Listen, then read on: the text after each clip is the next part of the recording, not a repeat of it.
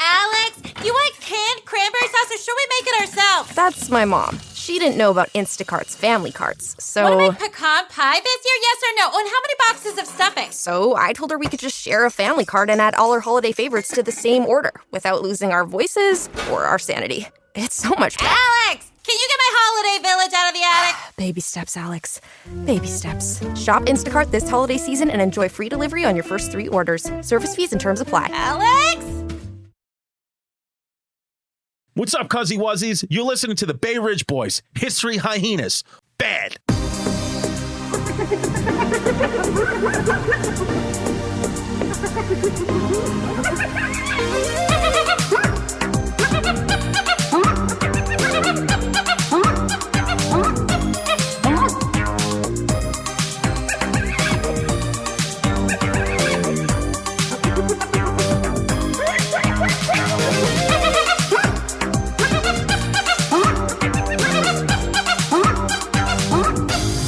What's up, everybody? Welcome to another episode of It Could Be Better with Nate Bargatze, Hyenas Pappison. We're joined, as always, by Chris Laker, who still looks homeless at this point. Yeah, is he? That would be if he came out from behind a curtain. That would be something, huh? That was you just see the people you left behind in comedy. Yeah, they're.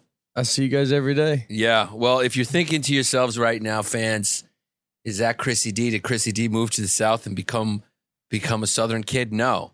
That is one of my oldest and best friends. You probably know him.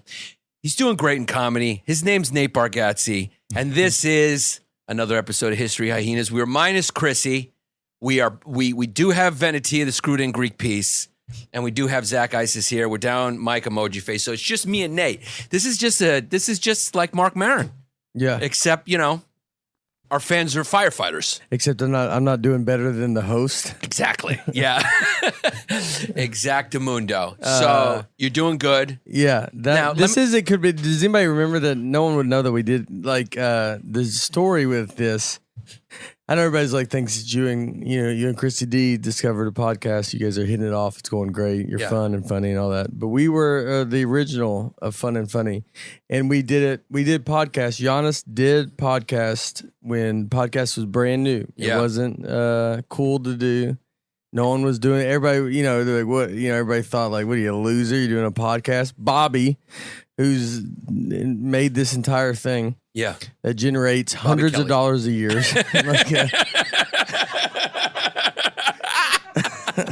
Yeah. Bobby, before Bobby, so when did Bobby start his podcast?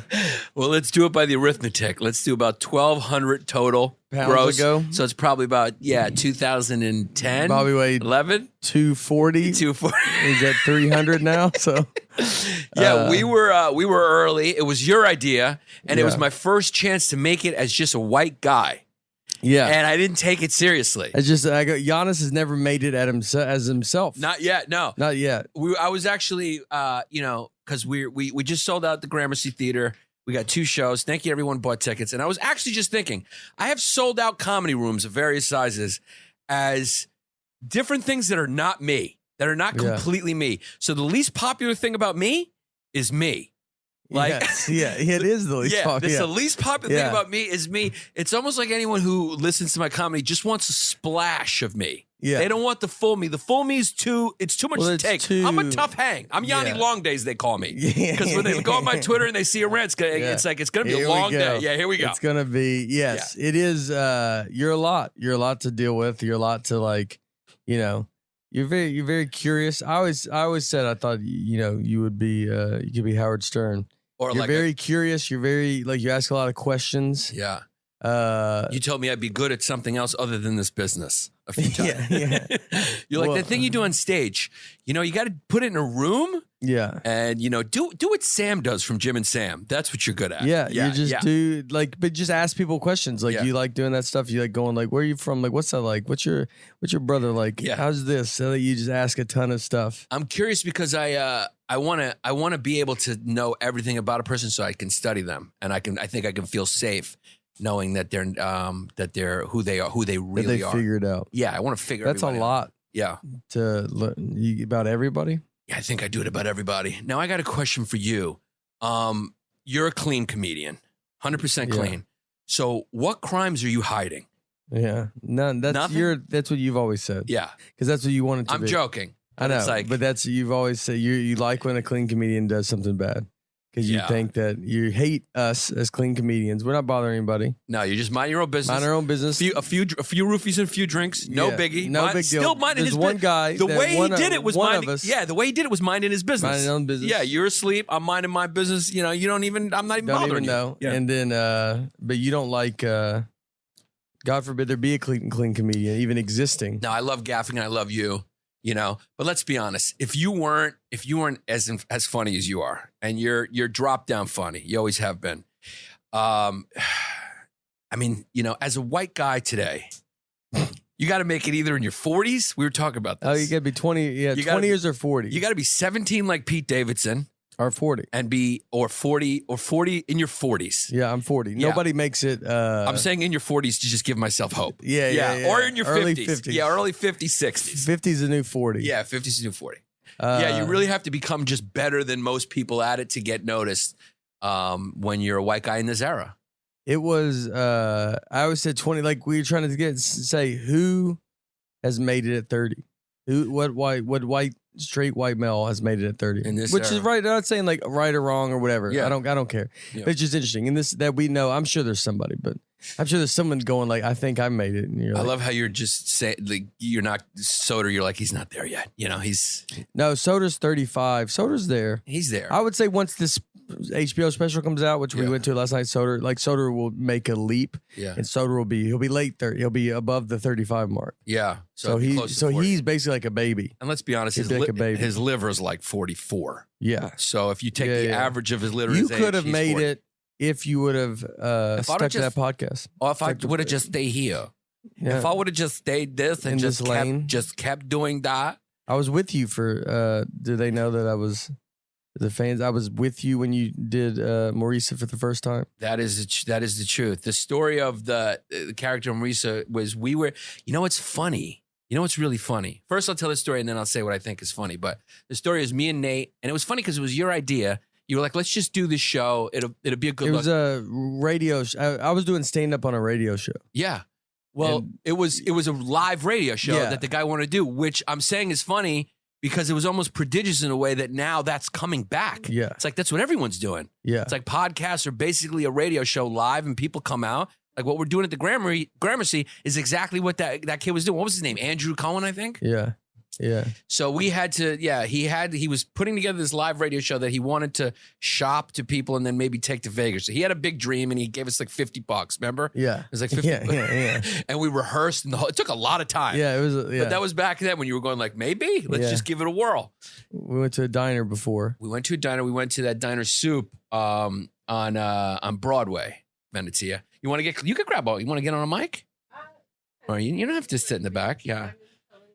Yeah. I like how the blazer's back. Like fucking, you look like Rachel from Friends. That's back now. Baggy, like it's, yeah. Style is cyclical, right? It's all about the baggy look now. Yeah, I'm here. Are you loving my accent? I am loving it. Yeah. I feel like I that's one of the really- shirts my mother would get me when she come back from word. Greece. Yeah. Sorry to interrupt your story. No, yeah. Where were we in the story? Oh, so we went to Soup, and we had to think of like a few characters as fake call-ins for the radio. So we had these like Southern guys. I remember we were going like, "Get off my property." Yeah, It's get off- everything. yeah, It's yeah. like, look, you can do whatever you want as long The as it's not South is my all property. about your property. Yeah, Like, my whoa, property. whoa, Whoa, this whoa. is my property. Whoa, yeah, guys beating your wife up. You're like, you could do that over there, but as soon as you step over this line, you're on my There's property. some- the idea of like that people like properties like it's like no one can ever come on your property. Where you're like the police can come on your like people can, Yeah. but they think like no.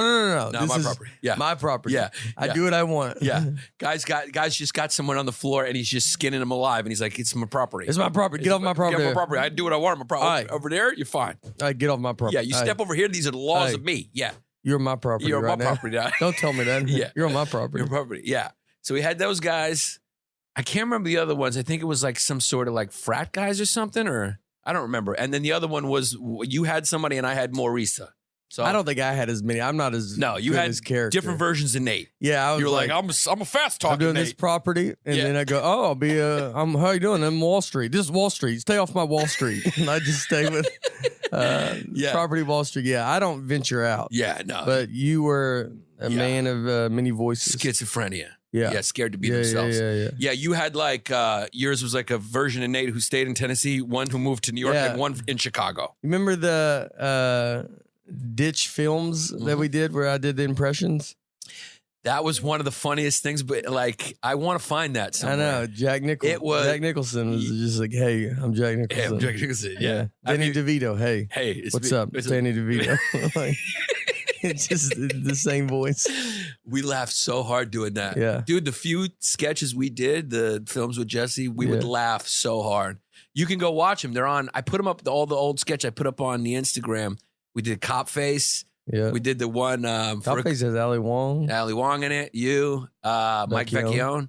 Vecchione, one of the funniest. One of the funniest. Yeah. And and we did that one For a Good Time where we went to Coney Island. That one still makes me laugh. It's kind of funny. That one's very funny. And remember, that was the guy that came up and said he would bleed for us. Do you remember that? It was like hobo in Coney Island, like just like a crazy person down there.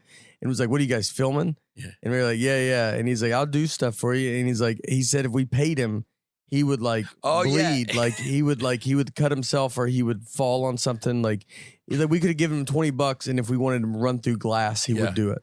Yeah, I think he might have been just one of those guys who's like saw a camera crew and he's like, this is my shot. You know? And he was like, I'll do anything, guys. I think it's a guy that's crazy. Yeah. And like, I was trying to see the positive in it maybe, but yeah, he was just a crazy guy. Yeah. You think a guy that had Hollywood dreams is on Coney Island walking around during the day. Yeah. And was like, I told my family that Coney Island was the place to move to. You never know what narrative's going in a guy's head. I mean, that could be, obviously. It might go in his head. Yeah. But I'm saying he's crazy. He's crazy. Yeah, he was crazy. Especially saying that we could cut him. We should have done it. Yeah, just to be like, we cut. This was during the time you could cut a guy. You could cut and a no guy. one would be. You wouldn't. No one would get that upset about it. Yeah, you could. Nowadays you can't. Can't just cut a guy. You can't cut a guy. But back then, actually, this was like before Twitter. Yeah.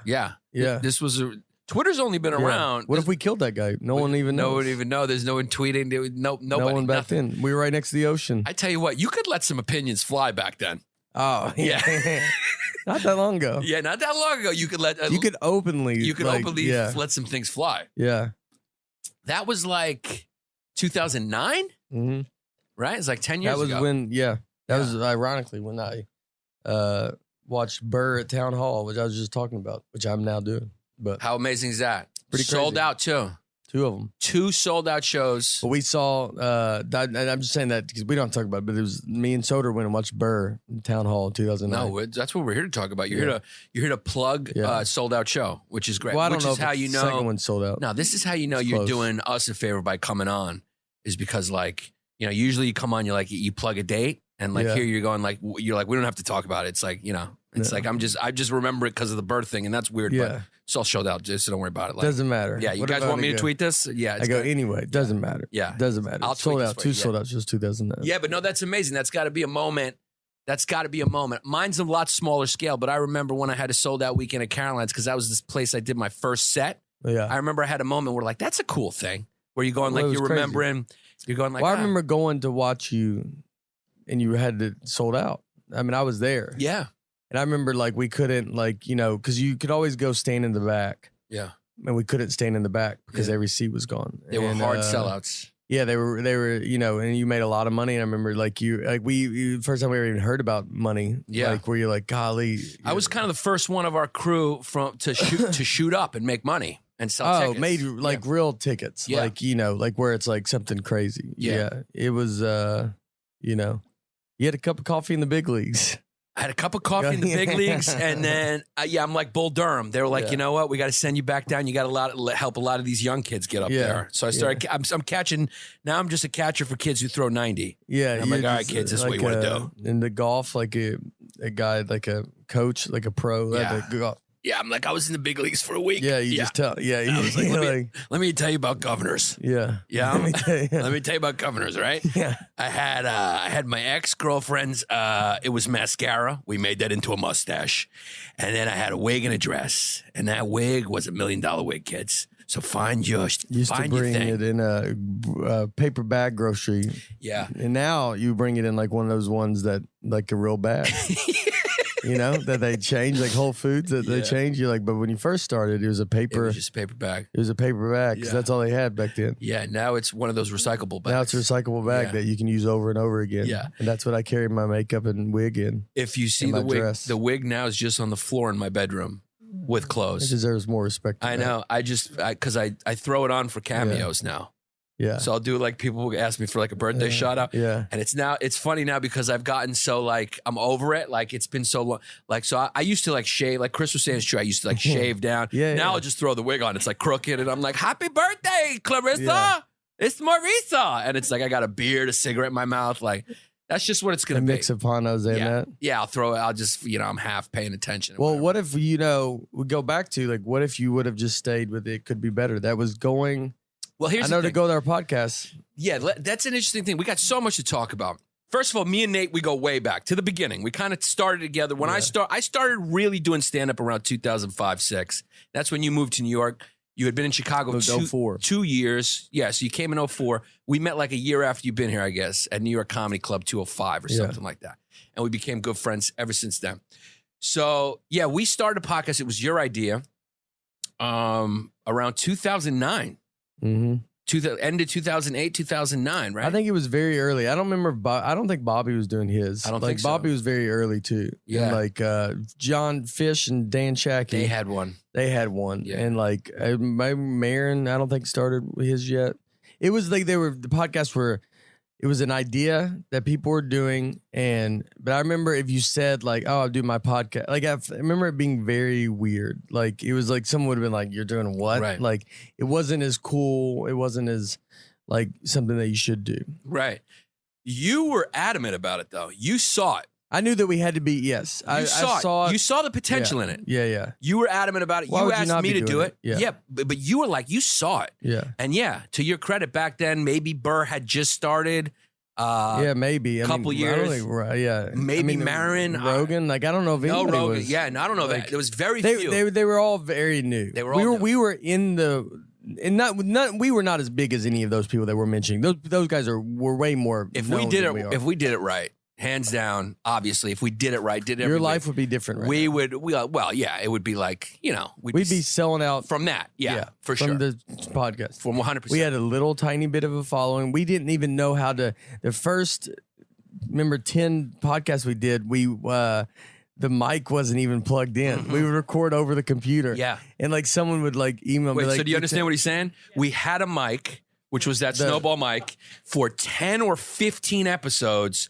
We would plug it in, but it wasn't working. Yeah, we were click a button. recording our podcast through the fucking laptop. Till Some fan was like, "Hey guys, we can't hear this." Yeah. And then Laker figured it out. That's how illiterate we were. Laker somehow figured out like, "Hey guys, the mic's not on." So Yeah. we did like 15 episodes with no mic. Yeah. Yeah. Unbelievable. Yeah. And then, dude, it was very funny. Like it was, we were very funny. Remember we had Rory came on, Nick, we called Vicky, our buddy Nick. Remember we called him and told him that, he was trying to collect money from him. Yeah. And he believed it. I mean, we did a lot of it was very funny. It was very funny. And if you would have stayed and I couldn't ever wrangle you to come do it. I could never, because I said, we have to be consistent and it has to come out every week. No, it can't be. And I could never get you. I remember one of them, I was so mad at you. We did the one with that MMA, when I did the MMA classes. Yeah, I wasn't there. We interviewed that guy. Yeah. And you showed up. You never showed up. I never showed up. Yeah. Yeah. And you're paying for it right now. I'm paying for it. No, what happened was, everyone has a different path. Everyone has a different path. You had a path that was handed to you. And then you were too lazy. No, here's the thing. I didn't see it. Here's the thing. I didn't, which is crazy because I was ahead of a lot of other stuff. If you look at what Schultz is doing now, and like even Tim's starting to do it and other people are doing it, it's exactly what me and Jesse were doing in 2000, from 2002, really, and then when we started like really doing 2005, you know, two guys like, you know, Schultze has his guy Alex, and now Dylan's got his guy Ben, and they're just like fucking shooting shit and putting it online. Like me and Jesse Scatoro, Ditch Films, we were doing that. You know, we shot our first thing like 2001, 2002, put it on YouTube. You know, Pano started going viral around 2008. Then 2012, I had a big one hit with him. And then 2010, Maurice hit. But we were shooting sketches and things for, this was like the 50th, 60th thing we shot. Yeah. So I was ahead over there. I kind of saw that coming. But for some reason, I didn't see even just the trans thing. Like Maurice was early. That was not in the that was not in the cultural conversation at the time. And then it's everywhere. But for some fucking reason, I just didn't understand the pot. I just missed it because I didn't get it. Yeah, I just kind of. But you know, in my defense, there's no defense. Well, no, I don't know what your defense is going to be. Some me and Jesse were doing other stuff, and then Maurice hit. Maurice and Panos hit back to back. That's why you couldn't do it. No, but it's like you can't, no, it was stupid, but it was like it wasn't. I was ahead over there. It was like you know, I'm so you're like, I don't need to be wasting my time with this podcast. I just didn't see it. I didn't. We did it. We did a whole bunch of episodes. If you were like, I feel like if you started a podcast back then, you're almost guaranteed to be a huge podcast just because you were just new. And we were funny. So so we'd have been good, but like you're just almost guaranteed to be. But you know what? I mean, just think, dude, you could be, I mean, if we would have kept it going. Yeah. Which who knows how long it would have lasted. Yeah. I mean, my life changed from us doing the last one. Well, we're going to tell that story. Yeah. We're going to tell that story. We come right back. But now, we come right back from our sponsors. Whatever Riotcast got us, some penis pill thing. Yeah. No, but here's the thing. Wait, what was the premise of the show? It could be better. It was good name. It was back in the day where like it was just comics kind of talking, and that would have been okay because comics on. Yeah, and that would have been okay because it was essentially this. Yeah, or you know whatever. Yeah, we do history, but it's like it was at a time where like that was new. So it was like we would have been one of the only ones of comics talking. You know? Yeah. Oh yeah. I mean, like straight up have 3 comics on. Like. Yeah. Yeah, and we had the segment. What was the thing? With Chris Laker. What was it?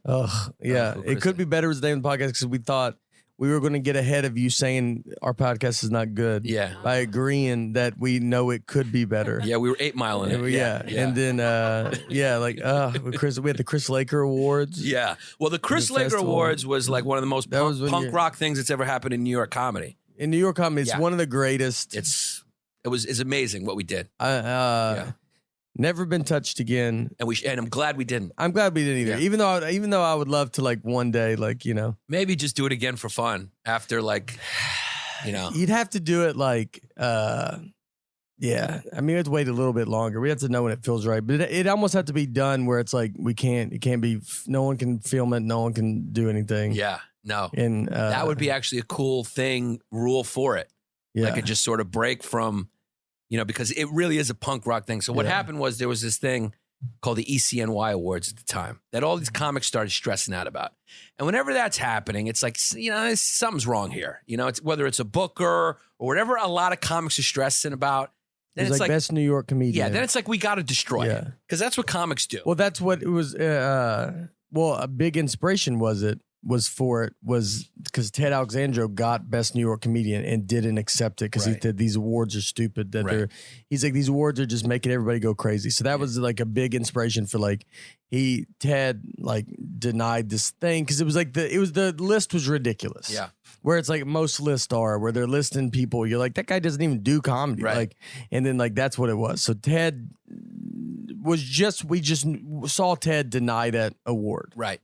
Ted Alexandro, great comedian, opens for Gaffigan all over the world now.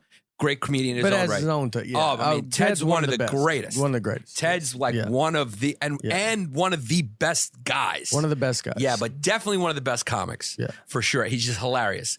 So yeah, Ted was voted best comic, and he rejected it. We were all flipping out. We were joking. Me, Nate, and Chris Laker on our podcast, we were joking about this thing. We're like, we should be best fucking podcast. So we were pissed because back then there was only like 2 podcasts. So it's like they should have just given it to us. Yeah. You know what I mean? Yeah.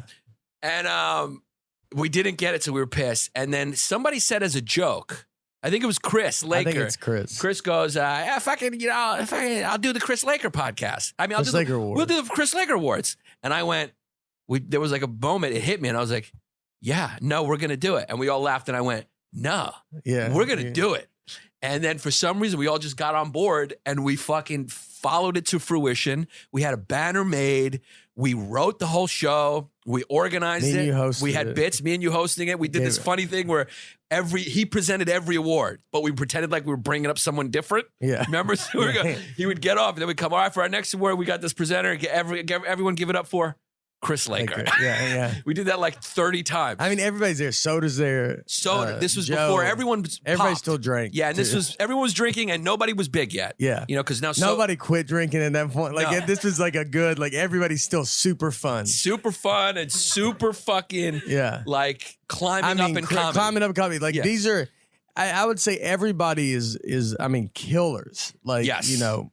Soder, List, you were there. Me, Ted came. Ted Alexandro, Joe DeRosa. Henry Zabrowski. All those kids were there. I mean, it's hard to remember. It's hard to remember. So what happened was, and there's people there that we don't even know were there. Like, don't even remember. You couldn't even get in. It was at Bar 4. Bar 4. Yeah. It was packed. People started drinking. It just turned into like a huge comedy party. A tie. We wore ties. Everyone had to wear. We had like a fake red carpet. We were making fun of comedy award shows. And we did it successfully, and it was such a great night, and everyone had such a great time, and it ended up being such a party, and it was so cathartic for shitting on this thing. Well, we gave the award we gave Ted. That was epic. That was epic. That was how the night ended. Well, so the night before we give it, what was the best female comedian? The best female comedian. By the way, our fans who listened to the Joe List episode, this was the night that we talked about where he admitted he had herpes to a whole room, to the whole comedy.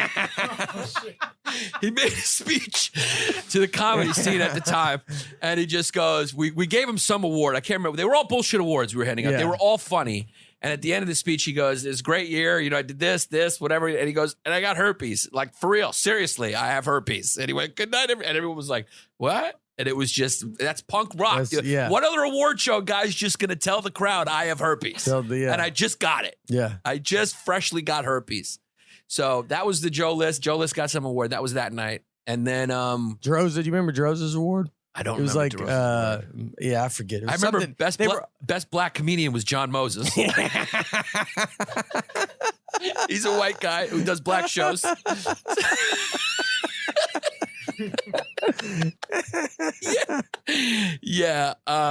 And for best female comedian, which was the best gag of the night, we thought of every female comedian we could think of and put their names in a hat. And then we were like, for best female comedian, and then Chris Laker, we shook it. Oh, it was like a fishbowl. We shook it, and we just picked the name out. And that's who the best female. It's so insulting. It's horrible. It's so funny. It's like, that's just how important. Out of it's not important. So no award was real though. I mean, like we were given jokes. Like, it was all just like. But that's what a comedy award show should be. Oh yeah, Jerry Seinfeld's right about that. Yeah. It's like, we're not the guys who are taking ourselves seriously and self-congratulating. We're constantly shitting on each other, shitting on ourselves, shitting on everything to keep everybody honest and pure. That's our role in society. It's like, hey, man, you're full of shit. You're just a human. You're just flawed like me. You have too much power. We need to cut you down. Your ego's out of control. Need to be cut down. And we need to do that to ourselves and everybody else. That's what we do. Yeah. Award shows and comedy are antithetical. You can't do that. Yeah. So we did it the right way, and it was all a fucking, we were shitting on everything. Yeah. It was, I mean, ourselves, like, everything. It was like, everybody, it really was. Then at the end, FLA just started like. Well, that happened organically, and it always reminded me of when Jesse Scatoro told me he went to his cousin's wedding in Staten Island. And it was a bunch of Guidos. You remember that story? And they started. It was all his. It was a wedding, and then it turned into a "fuck Iraq" chant at some point. It was like the guys just got so juiced up on the dance floor, and it was just Italian kids from Staten Island that eventually at the wedding they were going "fuck Iraq," and because it was the early 2000s. Yeah, oh, that's so funny. So that's what happened at the Chris Laker Awards. Was at the end we gave the Ted Alexandro Award. We made fun of best comedian. Who then Ted I mean, for the ECNY award, did not go accept it. He did not accept it. He came to us in a tux. Came to us in a tux and wrote like a beautiful, like just like funny and like, I mean, just like poetic, like just real thing that was like, you know, Ted's like our leader, like, you know, like it was just such an amazing like speech that he, you know, that he wrote for accepting the award. I mean, we were the only award that he accepted. Right. And it was called the Ted Alexandra Award. Yeah. So it's just, he's getting his award that it's his name. And, it was like Nate said, it was just this like poetic moment that you had to be there for, especially now in modern times where everyone's trying to record the moments. And like, this was a moment that's just in our memory and it's gone. And that's why we decided to never do it again. Cause the purpose of it was to kind of destroy the hubris of those award shows. And we did it. The ECNY award, they never did it again. No. And it had to have something to do with our thing. Because I remember that one of the people who did it was there. Yeah. And it was like, they were just getting in on the fun. We just kind of shit all over it. We shit on the whole thing.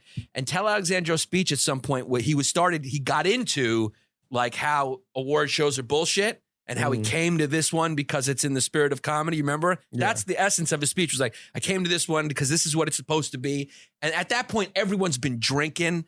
We're an hour and a half in. Everyone was drinking when Chris Laker, he's an alcoholic, so he used to drink orange slice with vodka. So we had orange slice, the soft drink with vodka, and they were like $1 shots. So people were pounding orange slice vodka shots. Everyone was hammered at this point. The vibe is going. There's music in between people.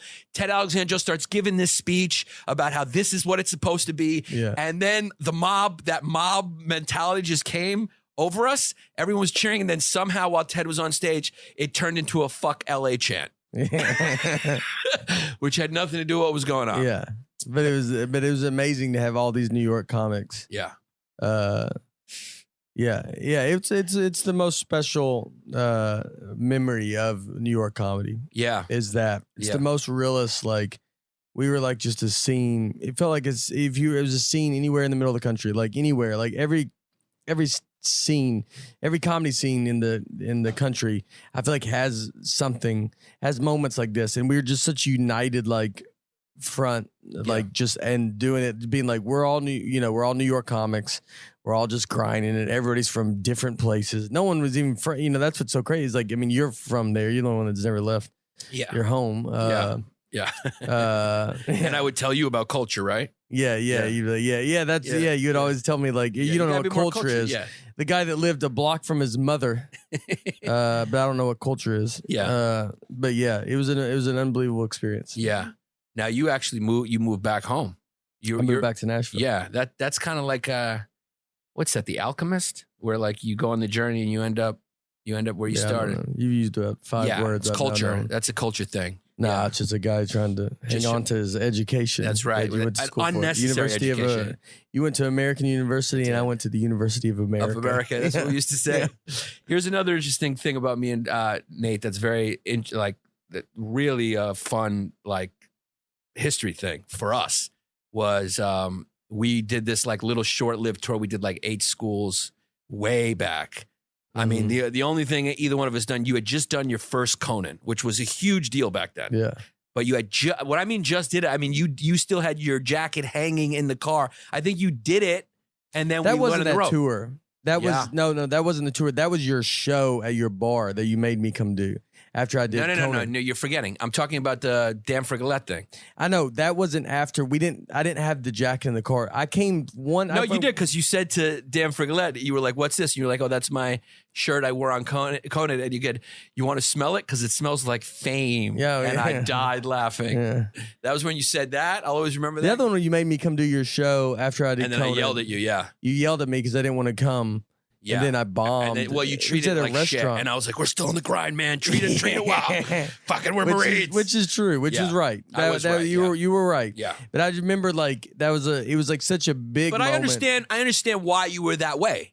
Because it's like you're going like, I'm going to make it now. It was that day. Yeah. And you're going like, I don't need to do this anymore. Yeah. That's how it used to be. Yeah. You did that thing and you're like, I'm not coming to do it. You're on your drive down, you're probably going like, I don't emotionally want to go back. Because when you're coming up as a comic in those rooms, it's a little traumatizing. And once you get a taste of like the beautiful You know, Yeah. like that's like eating a filet mignon, and then I was asking if you wanted to come meet me at McDonald's. Yeah. And you were like, "Hey, guy, let me just enjoy the memory of this filet mignon for a second." And then I had to go. Yeah. I was like, "No, come down, do a set. Yeah. But There's you were three right. of us. There's Yeah. Charlie everywhere. Yeah. Bring your gun." Yeah. Yeah. And I had to get. I bombed. Yeah. And then and I already taped Conan and it hasn't even aired yet, and I've already bombed. I know, it's funny. After that.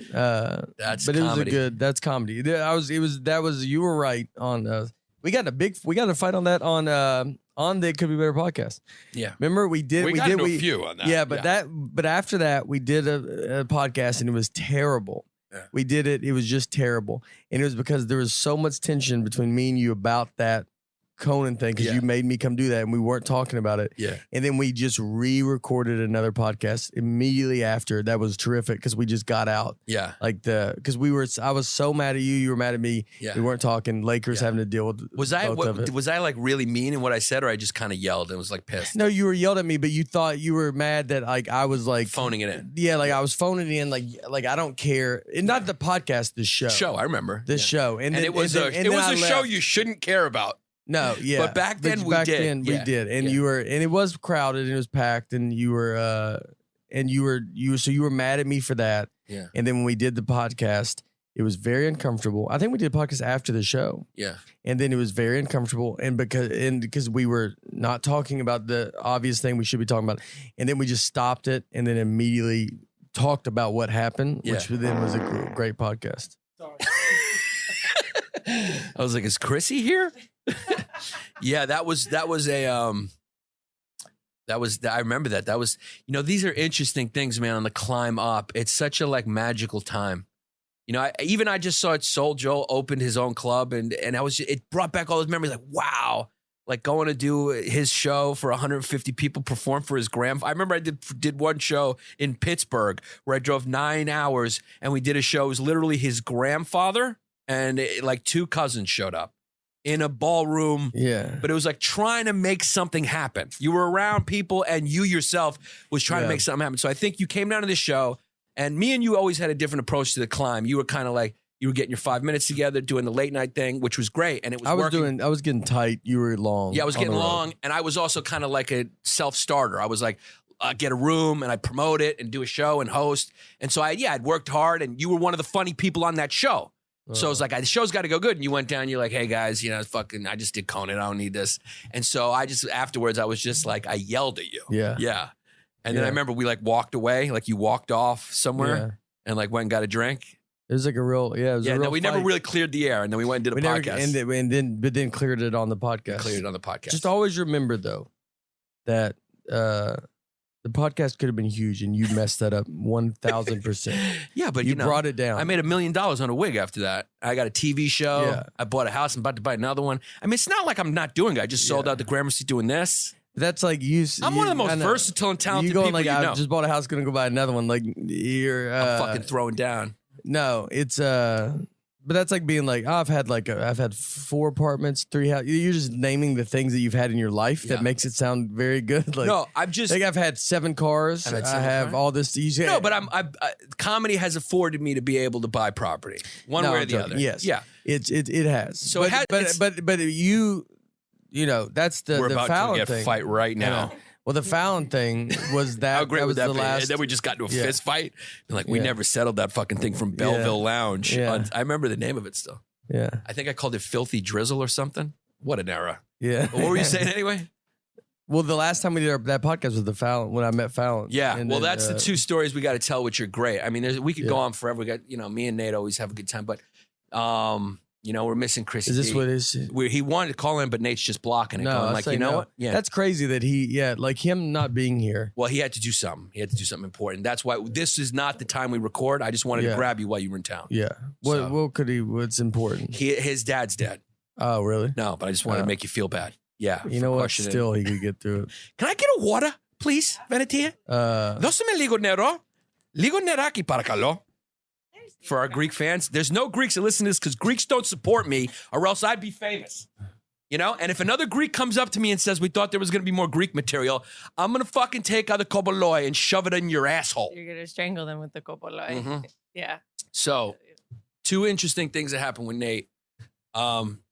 I want to tell this story before we get to that because that's the best one to kind of finish on.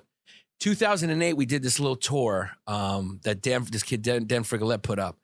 And we went to these colleges in Maine, and that was one of those instances where we were making sick money. It was like $500, $1,000. No, then we made it's the most money we've ever made. What did we make? $3,000 each. $3,000 each, which back then was nuts. Three of us was like for this tour. Which then it might have been $3,000. I've never even seen a check that much. Yeah, and who knows what Frigolette was pocketing. He might have been pocketing 20. Well, he said he was making three. He said he was making three, but that was the story. Yeah, it was real funny when we ordered breakfast for him and hung it on. Well, I don't know the order you're telling. All right, let's get back to the tell the order of this because that's a funny story too. Hey guys. Well, that was all right. So Dan set up this tour. Yeah. Dan Frigolette was he also does this. Does he the Staten Island Hoboken Comedy Festival. He's done it for every year. He always texts me and says, "Well, I'll come back and do it." Yeah, I just don't respond. Is my answer. I don't respond to him at all. Yeah, and I think that's a solid answer to him. But he's the type of kid. He's such a go-getter. Like he'll ask the next year. We told him he'll ask you the next year. We told him to be. We'd always tell him to be an agent. Yeah, and we're like, you should just be an agent. Yeah, like instead of doing comedy. Yeah, we were basically saying like you have no talent for this. Yeah, which if he wasn't a white guy, could have worked out for him this era. Yeah. He did. So when we did. When he booked this show. So he was making, at this point, he just started. He was unbelievable at booking things. So he booked me and you to do a total scam. He made this video where he just cut it together and called it the Two Faces of America. Yeah. And he cut it in a way that looked like we knew what we were talking about politically. Yeah. Well, we don't. And then he put it was the election. It was Obama. It was the Obama election that year. Yeah, he would do a gig. Obama, McCain, right? Was it McCain he ran against? Yeah. I don't even remember who he ran against. Who was that? Don't answer it. Yeah. He did the show in Syracuse, The Italians of Comedy. Yeah. And he had me on that because I'm Italian, Bargatze. Yeah. And I was like, I have one Italian joke. I go, these people are not expecting all Italian stuff. And he goes, no, dude, he's just a name for whatever. Yeah. And people walked out because it wasn't Italian. And I was like, you told me they didn't matter. And you're like, you sold this whole show on the fact that this is Italian. We did one of the greatest when we did promotions for that. We went and did like a morning show at Syracuse, like Syracuse Good Morning, whatever it is. Yeah. And I remember going to do it, and the guy that hosted, his co-host was this very pretty woman, like that host on the show, and they had his wife on the show too. And then so his wife like came on the show, and she's usually not on the show. And so his wife's there. And his wife just is like not on board with like being on this show, but it's almost like she wanted to be there because she didn't like that he was on the show with this attractive woman. Yeah. And so she's on there. And I remember this woman came on to sell bracelets. And so we're waiting to go up. And this woman's like, I got these bracelets or whatever. And the guys, being a good host, is like, oh, wow. You know, like they do, like these bracelets are beautiful. Like we need to buy some of these, right? You just say, I'm going to buy whatever you're going to. If I brought you something as an ad, you would say, I'm going to buy it, right? Whether you want it or not. It's a live show. Right. And he goes, right, honey, we need to buy these bracelets, right? Don't we need some? And his wife goes like, no, I don't. We got enough bracelets. And you're like, lady, he's not making you pull your credit card out on TV. Right. Like, it's just like, just go with it. Right. And she said, nah, we're good. Yeah. We don't need them. And then they didn't. And then me and Frigolette got on there, and Frigolette made spaghetti. Seeing them. Yeah. And then he cooked spaghetti. So you guys are Italian, and I'm just standing off to the side. Yeah, you go. I remember you did your one bit. You were like, well, you know, my name's Italian, but like, you know, it's like you did that one bit you had. It's like they just landed, and my guys kept on walking. Which, by like, the way, I wouldn't be accepted by the mafia, and you just went into a bit. I did my bit. Yeah, that was it. By the way, I just did 23andMe. Yeah. 0.0% Italian. Wow, what are you? Like just whatever, Irish, British, like just normal, like, you know. Makes sense, because you're not a warm. Italians are warm. You're a cold-hearted kid. Yeah. Yeah, you got that kind of like Northern European. I have darker skin, like that's what. Yeah, but you get a brew in you, you're gonna wipe out some indigenous people. You're gonna go and you got some opinions. Yeah, I go in. Yeah. You'll be like, you know what? I don't like what y'all are doing around here. Yeah. There's like a billion of y'all, so let's just clean this place out. You got a little bit of that white evil in you. Yeah. You got. So now that makes sense that you're British, because that's kind of a British way. Yeah. It's like they go in and they're like, interesting. Yeah. So this is what y'all are doing? Yeah. This is what's going on. Yeah, we're going to do something different now. Yeah. Here, come here. And then we're going to change things around here. Yeah. And that makes sense. So, So we're doing so he sets up this 2 college tour. yeah. 2 Faces America. In the same way that he did the Italians of America, it was just kind of a thing. Like just me a hook to get it made. And then so I would do stand up. He would then Hyenas would do stand up. We'd go to these colleges, and then afterwards we would just take questions from the audience for like maybe 3 minutes. So then we start like doing these questions. Debate. We did a mock debate. Which, by the way, is what like everyone does at college shows now. Yeah. Which is like we were doing that back then. Yeah. Now, like everyone who does a college show, because college shows are brutal. So the best part of a college show is just doing a question and answer. Yeah. Because they're not like they don't need comedy, and you can't say any words, or people go like, "Oh my god, I need a therapy dog" or whatever. Yeah. So it's like I just wanted to say that we were doing that way back then. This was 2008 because it was the election year. Yeah, we were. It was unbelievable. I mean, it was. We would do the show. We would do stand up. And then we started getting so good just being on stage that we just basically would do 5 minutes of stand up and then do an hour of us on stage. Right. Like, and just do the stand up just so they get our rhythm, and then we would go up. And then it was a good show. Like, and then Friglet would moderate the thing. And I remember telling Dan, Friglet, he's hosting, I go, look, just go up. I go, when you ask some questions, I go, throw some like softball questions up top, just because it'll ease us into it. And so we're in front of a crowd, and Dan goes, all right, I want to throw you guys some softball questions real fast. And he says it. And you're like, no, that was behind the curtain. Yeah. Dude, like, that you don't, the moderator doesn't say that. Just ask the questions. Yeah. And he just said, I'm just going to give you guys some softball questions, get you started. The guys wanted me to warm you up, and, here's a few tricks I'm going to do to get you warm. Dan would he just started comedy. We stayed at his parents' house. He just started comedy. Man, they told him the money he made. Like, I said, you shouldn't. I mean, he shouldn't make $3,000 ever. Yeah. Like in comedy. I don't know. Like, I mean, at that point I was like, it's insane that you're even making money at comedy. He hustled that into his own deserved pocket. it in the fact of that. We did, we stayed on a hotel. Me and you shared the rooms a lot. And then there's some cool photos that are on my Facebook from that. And then, so you stay at a hotel where you can do the breakfast. You can fill it out and leave it on your door, and they bring it in the morning. So he goes to bed. So when we go and just we shared a room, and he went to his room, and we were drinking. We were having a good time, and we filled out the card for him. We did as much as we could do. Yeah. And probably $50-$60 worth. I mean, we checked everything. It was one of those things you hang on the knob, and you fill out what you want, and they just bring it to your room. So, we lit that thing up like an SAT test. Yeah. I mean, every bubble we could put, we gave them like a juice, a coffee. Yeah. We were like eggs, croissant, muffins. I mean, everything. The next morning, nothing. We had it. Well, we wanted it delivered at 5:30 a.m. Yeah. Is when we checked the time. You can check all the times. We said 5:30 a.m. Yeah, he had an early flight, so you had to get at 5:30. And then the next morning, when we're leaving, he just, I just remember he just goes, he goes, did y'all get breakfast into y'all early in the morning? Like, he just asked us. No idea that he just thinks that's a hotel thing. And he's like, did you guys get breakfast into y'all? Yeah. 5:30 in the morning. And I go, what? And I go, what happened? He goes, I just at 5:30 knocked on the door. They had all this breakfast. And I was like, I didn't order breakfast. And then they took it back. He said, yeah, I was trying to tell him I didn't. He was like, they had a really tough time not giving it to me. Yeah. They were going like, no, you ordered it. And he was like, I didn't order it. They were like, trying to explain to him, it's like, it's on your door, dude. Yeah, it was hanging here, dude. It was hanging here. That's your door. Like, yeah, that was funny. That was real funny. But we were actually on stage at one of those main colleges. I can't remember. We were on stage in the middle of the show when Obama was elected. Yeah. So this kid ran in during a show, packed show.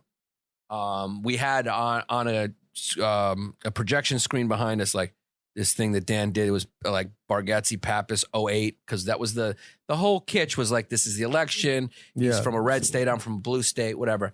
And a guy walks in. I remember it like it was yesterday. He went, "Oh my God!" Remember, kid walks in. He goes, "Oh my God!" He won, and the place like erupted. Of course, because you know it's college. Yeah. And that was it. We were on stage doing comedy when Obama was. It was historic. You know, first black president. You know, and it was an interesting thing to be on stage doing a show about that when the election happened. It was just a memorable moment, a historic moment that because we were doing something so interesting, like and unique. It's like I can remember it, like I can see it.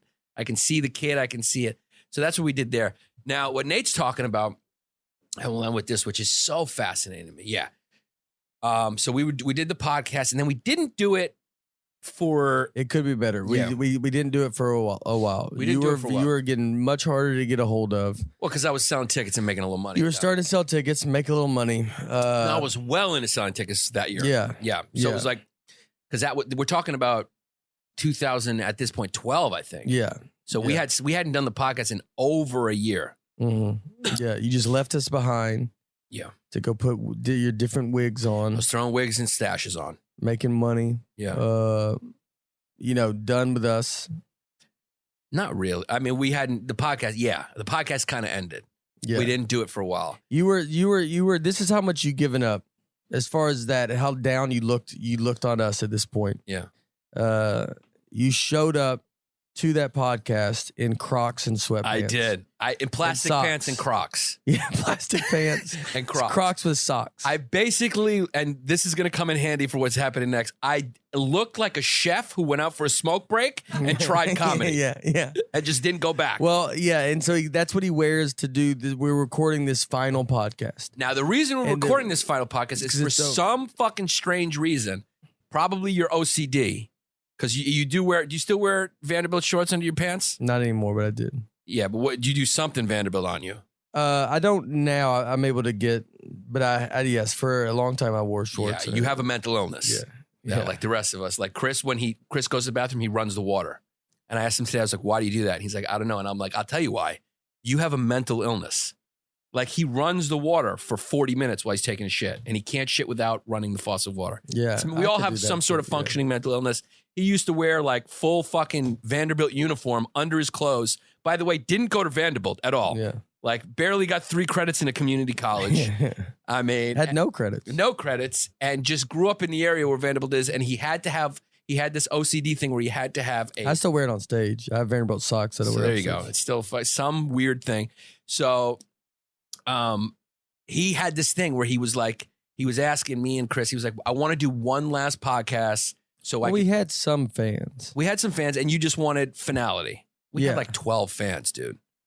I know, but we wanted to end it. And it was hard to. You wanted to end it. I wanted to end it properly, and it was hard to wrangle the talent, the diva that Marisa was, to get, get him and her to come and. Well, Chris says that's the real me, and this is just an act. Yeah.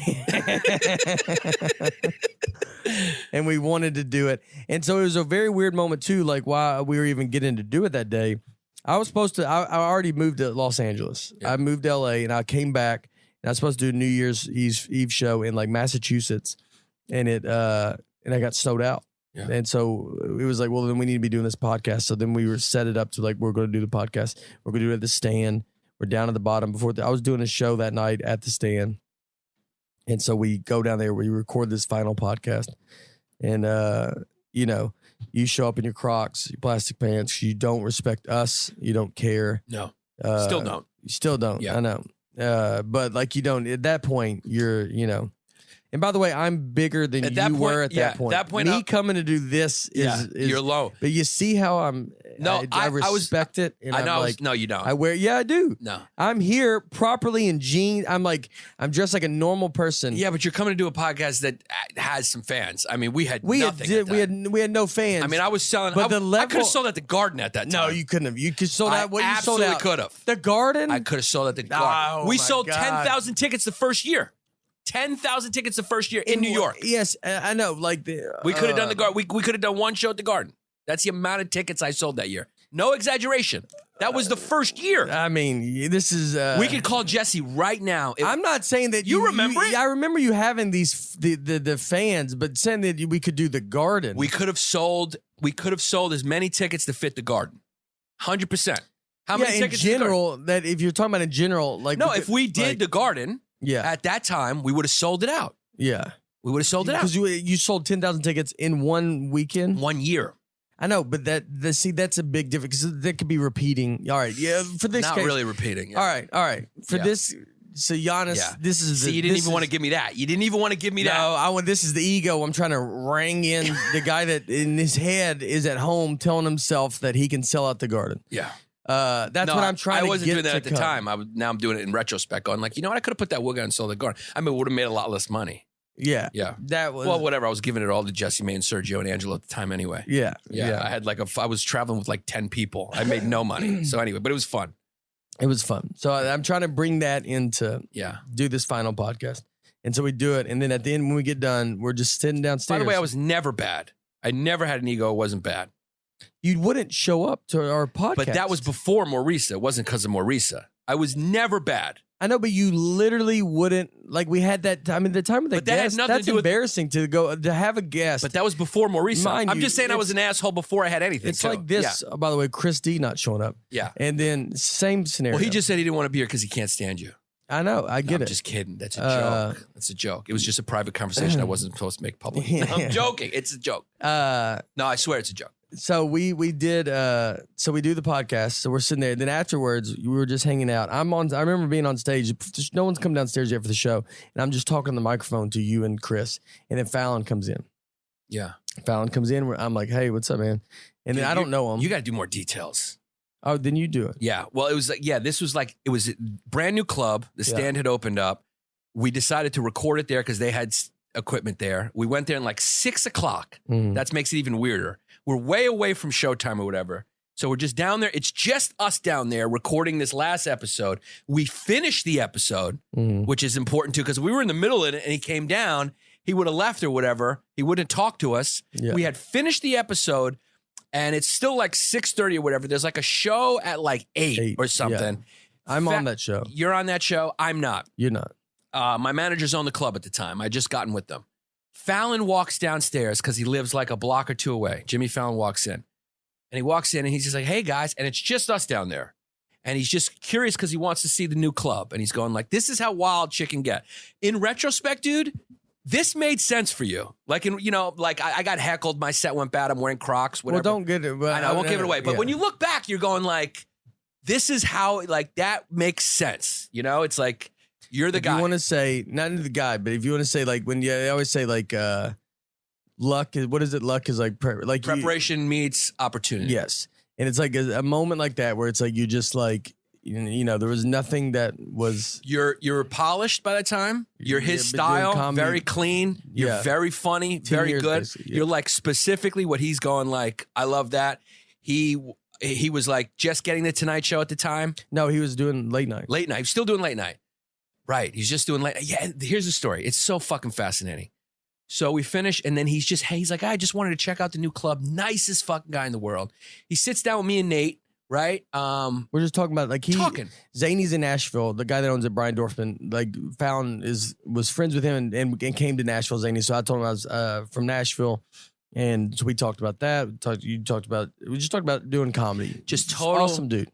It just felt like, you were talking to just a normal guy. I mean, he's just such a normal, good dude. And like you were talking to him a little bit more, but we were both talking to him. And then he was like, I'm going to stay for the show. So he decided to stay for the show. So your managers are like, well, then you need to go. Like, I'm on the show. Yeah, you're on the show. So they put me on the show. My set went, but like, so I got you're heckled. Wearing, yeah. Because I was wearing Crocs and plastic because pants. That's like, yeah. It wasn't my moment. If you'd be wearing what you wore right now, you would have been different. But because your ego was showing the disrespect for us having to come do this. You didn't want to do this podcast. No, I did not want to do it. You didn't want to do it. No. So you showed up in just the most offensive Crocs, socks, and plastic pants. It wasn't meant to be my night. Because we were wasting your time. It was a waste of my time at the time, yeah. It was a waste. Because that podcast was going nowhere, even if we tried it. But it didn't matter. We didn't have the right chemistry. No, I'm just kidding. We had a great chemistry. We had a great chemistry. It was a great podcast. But, but this is better that it happened this way. Yeah. You know what I mean? Yeah. Like for you, it ended up happening. Like you put because this was your idea, the podcast. Maybe you put it together to get it to this point. It's kind of weird how that happens. We did that last episode. He comes down there, he decides to stay. We all do sets. You do a set, crush it, as per usual. We all did good. I didn't do bad. In the paper the next day, it was funny because we made a joke because in the paper, it said Fallon came to watch me. So we made a joke about that, whatever. And I thought that was a big We would have made a joke on a podcast, but we were done. Yeah, we were done. But it was really just the fucking publicist who paid. Like, I think it was the Stan's publicist, and they just said that. It wasn't nothing. But anyway, 6 months go by. Maybe 8. I'm in LA. Yeah, you're in LA. Months go by, nothing. Out of nowhere, he gets a call. Like, from that, like, going like, and then that changed his whole life. From there on, he was on the path to where he is now. And it's nuts. I mean, TV deals with Fallon. You've been on a show. You've been on the Tonight Show. How many times? I've done, I think, 13 of them. 4 were Conan, and the rest have been Fallon. So he's been on the, we make jokes that like when he like stops into like, it's like he's telling Fallon like, hey man, can I come work out on TV? Yeah. It's like I got a new 5. So he's done like Fallon was like really behind him, and that really all his Fallons did great. You're made for that though. So it was like it was gonna happen one way or the other eventually. And that's how it happened. But this is how it happened. And then your career started there, like started, like, where it got to that next level, and then, got to where it is still, now. but nothing just turned. It wasn't like a perfect the story of everybody thinks. You met Fallon, then you host a sitcom, now you're the most famous person. It's like some other comics that did happen for it, yeah. And that was 2012, 13, and still. There's some comics who did like one Fallon, and then it's like, here's the keys. Yeah. Yeah. And they're funny too, but it's just like, that's just not. And there's nothing against, like, it's just not let's just be honest about it. It's not the straight white male era, because the way they look at it is like, that's been done. We've seen that. And it's like, and that's fine. Let other voices in. I think it's a positive thing. I don't know. I don't care. Yeah. I really don't care. It's a good thing. We're grinding it out. We're grinding it out. And what's meant to be will be. But that's a very interesting story, a showbiz story of how like the moment of opportunity and preparation converged, because you had been grinding it out. You'd done a Conan already by that point. Just one, though. 4. Oh, you did 4 by that point? No, I did 3. And then after my 4th one is when I got a call the next day asking me to do Fallon, to do late night with Fallon. But how many had you done that? I'd done 3 at that point. You'd done 3 before that. And then I just did the 4th one. Yeah. And then literally the day after I did the 4th Conan, the exact day, Fallon called and said, we want him to do late night with Fallon. We said, I just did Conan last night. Yeah. And they're like, well, you got to wait 3 months. Yeah. And then, so I waited 3 months and I came back to New York, and then I did Fallon again. And then their relationship began. Yeah. So I was like, and those Conans were good. They did good for you, but they didn't do.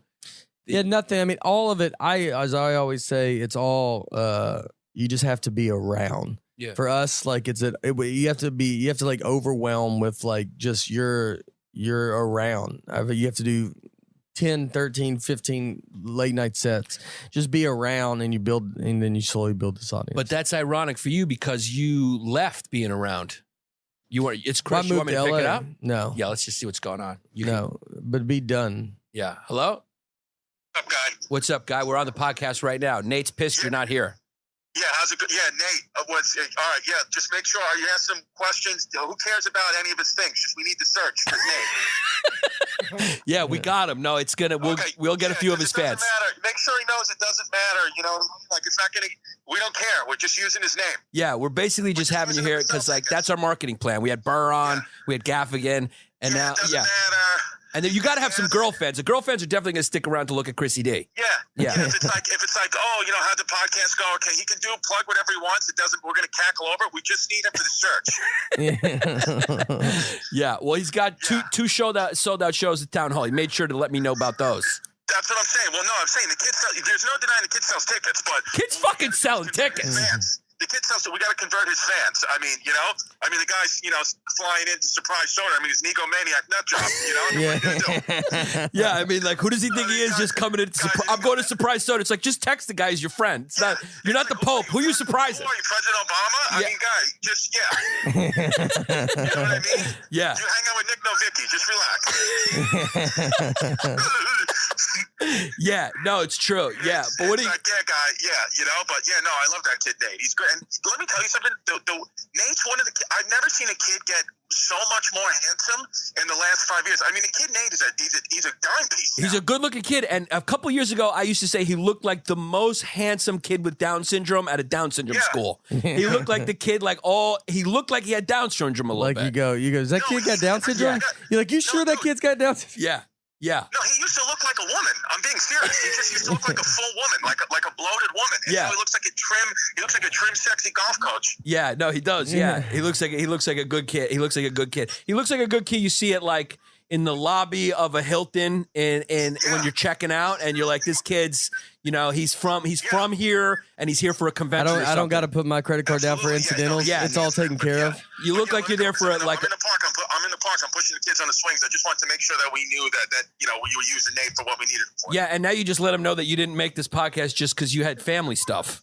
I tried to tell him that you got the movies. No, well, I didn't believe he had. I do have a meeting coming up. Yeah, because he thought it was highly disrespectful you didn't show up for him because I thought it's crazy. Yeah. And it's my kid. I'm here with my kid, and at Barney Rubble, I had to do a meeting with Barney Rubble. Yeah, Nate understands because his kid. No, Nate's a family kid. Nate's an absolute family kid.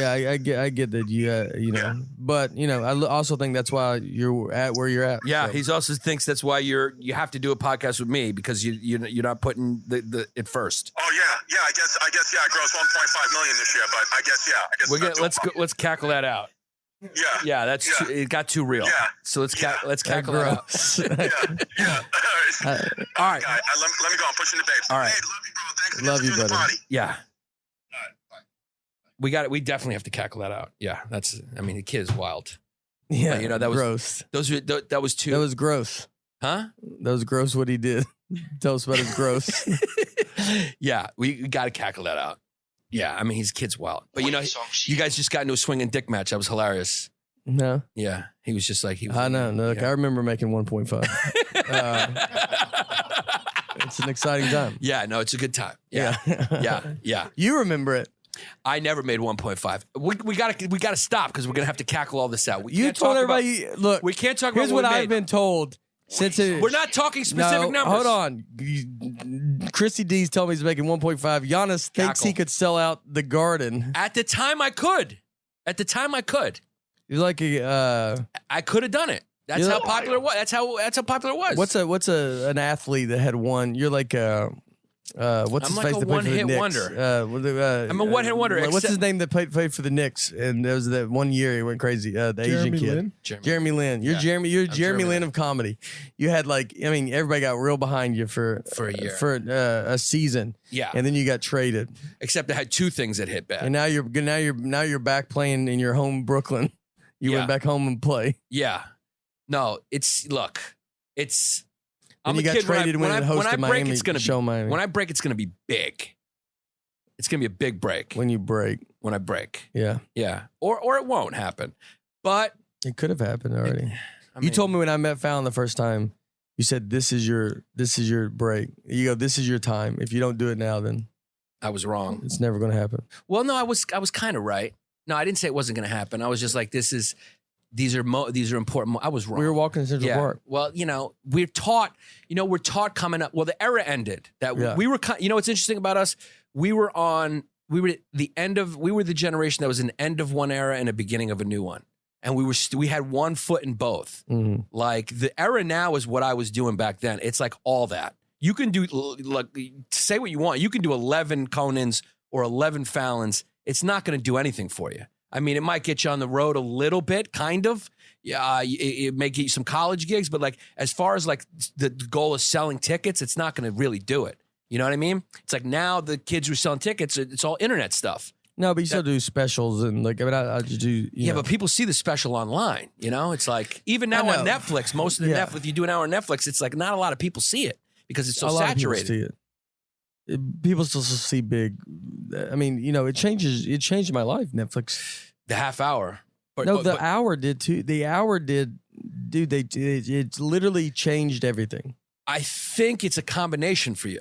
I think it's being around, like I said. Yeah. But Netflix is a gigantic dude. Like it swallows up. Yeah. People don't even. I talked to Jeselnik about it. Jeselnik said people don't know that he did Comedy Central specials. They only know that he did Netflix specials. Yeah. And they don't know that he did these other ones. Yeah. Well, it's the internet. I mean, Netflix is the internet. Yes, I'm not saying it's not the internet. Your clips but- online are also like have a lot of views and they're up there. And Yeah, it's like, I'm so not it's a saying combo. it's a combo of everything, but it's Yeah. you can But still it's not make TV. It.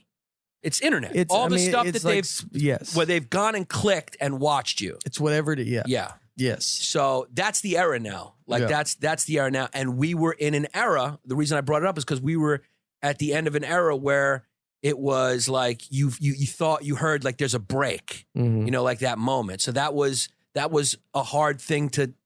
Kids now don't even think about that are coming up now. They don't even think about that. They're going like, hey, let's get a podcast going or whatever. But we came up in an era was like you said, like we talked about, to bring it full circle. You did that Conan. You thought you made it. We all thought you made it. You know, we're like, he's about to be on TV. But it was like the end of you did it. It was still meant a lot, but it was not where it's like, holy shit, you did a late night set and you were like, you know, because that's what we heard, right? Am I wrong? No, you're right. You're right. Yeah. And then that era kind of changed. Yeah. So we were in that era where you still had to have like a resume on the back of your, like, remember when we started, you had Yeah. to staple your resume on the back of your headshot and like send an actual tape to a booker? I have my first 3 times on stage or VHS. Yeah, mine too. It's fucking wild. Mm-hmm. Anyway, guys, that's our episode. Nate, the great Nate Bargatze. It's been a journey.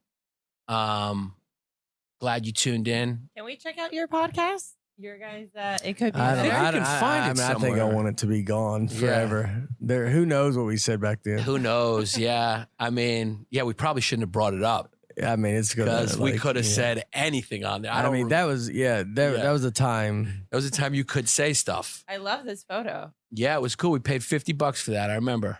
We got D money. Well, to we do it. bought the snowball. Me and you split it. We split this.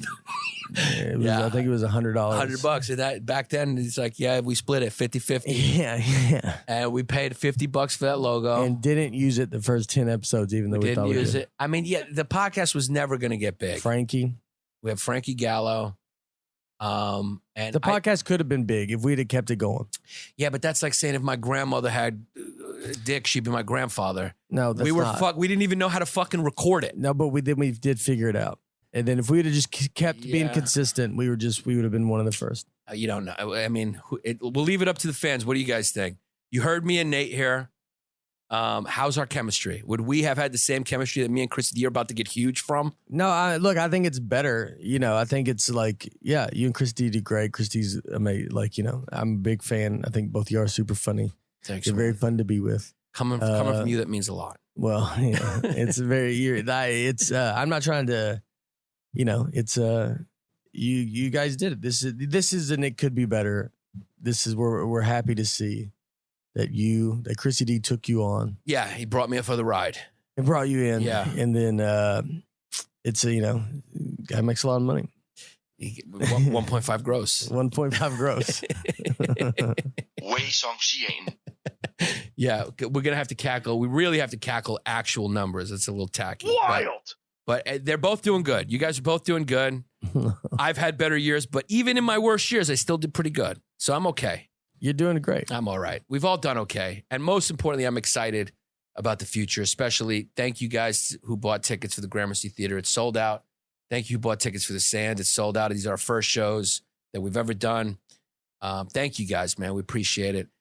Go check Nate out. I mean, when he's on the road, he's always on the road. Go to your website, right? What is it? Yeah, NateBargatze.com. I thought you were about to say Nate.com. I was about to say the kid's ego is out of control. Imagine you just If I went. could be Nate.com. Yeah, that'd be remember you were just great. like, it's just Nate. I still just checked find it. Yeah. Nate.com. I'd love to get Nate.com. So NateBargatze.com. Follow him online. If you haven't heard of Nate, now you have one of the funniest guys in the country, man. Absolutely hilarious. And like we said earlier, We have a good group of friends. Laura, my wife, just said because we were talking about Soder Special, and then we were there last night, and you and Christy, and we got a good group that's like, it's pretty crazy that out of the friends that we all have, I think everybody's real funny. Yeah. It's like legit, like no one's bad. Everybody's really good. Yeah. And we have a good group. I mean, it's pretty crazy. Pretty crazy. And so I think, Christy was like a generation after us, and he's doing real well. I mean, Christy hasn't even been doing it 10 years. Really? So, yeah. The kid That's started crazy. in like 2010, I think, or not. He's about 10 years, but a little less. Yeah. So I mean, he's doing real good. Yeah. I mean, the future's bright. I'm just trying to hang on to his coattail. Yeah. It's what it is. Well, But, you're very funny, as you've always been, and you've had SNL like you when you first started. Yeah, it like didn't go good. But I know, but it's crazy the different stuff that you've done. You've been doing a lot of different things. Yeah, I've done a lot of different things. And you're seeing when you show commitment. Here's what you have right here in History Hyenas. That's correct. You have this going good because you show commitment. That's correct. Finally I didn't get you with commitment. I'm like an old girlfriend that was like, I knew it was there, but you wouldn't commit. Yeah, but you got to let it go. It was the best thing that ever happened to you, that fucking thing not working. But I enjoyed our time together. And we still have time together. No, you don't answer But when you're I like call you're a little obsessive. It's like, you got to let it go. I've let it go. No, the people who are listening to this going like, this kid's got to let it go. He's selling out theaters. He met Fallon. It's like, they're going to go listen to It Could Be Better and just hear how bad it was. we could have figured it out. Yeah. Look, I'm glad it worked out the way it worked out. Yeah. Yeah. I mean, it's like, I don't want the weight of you on my shoulders. exactly. Would you have wanted me going like, hey, can I put on a wig and you're going, dude, we're just doing the podcast live. And I'm going, but listen, I have this thing I want to do. Let me just let her out. Yeah. Let's do it. No, I think it worked out all the way it should have worked out. But it's, but this is you and commitment. This is you commitment. This is the Giannis that I knew could do if he stayed committed to something. Yeah, well, look, I haven't broke big, but I have sold out many shows.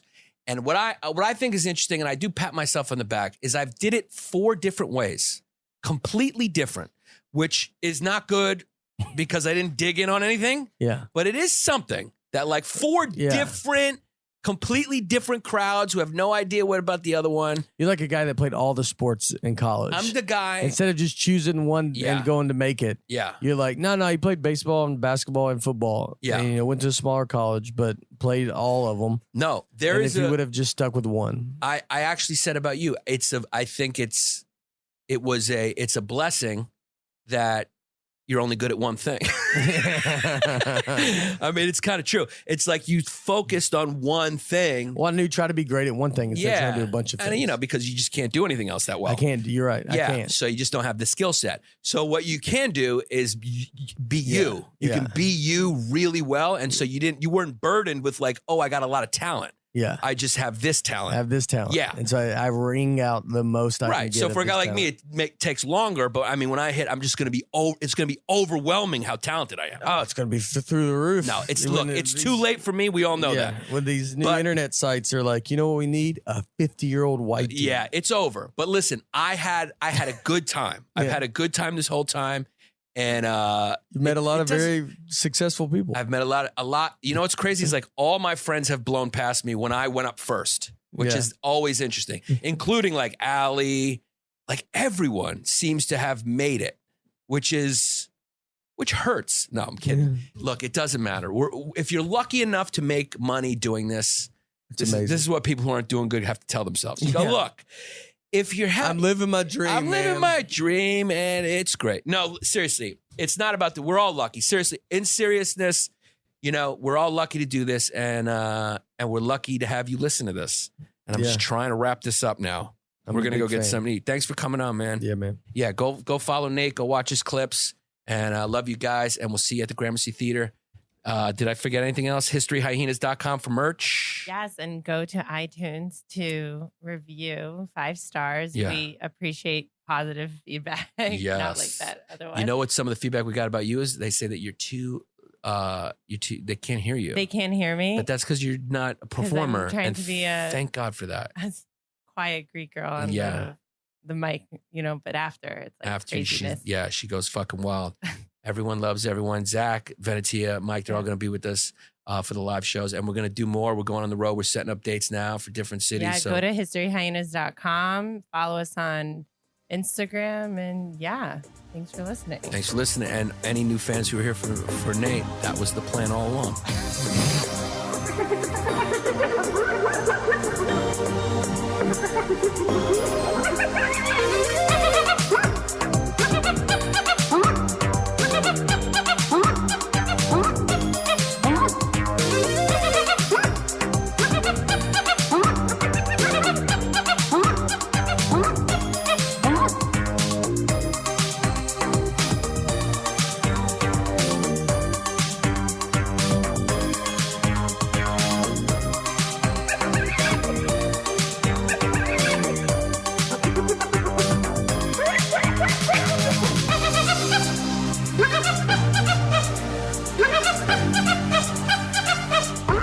Huh?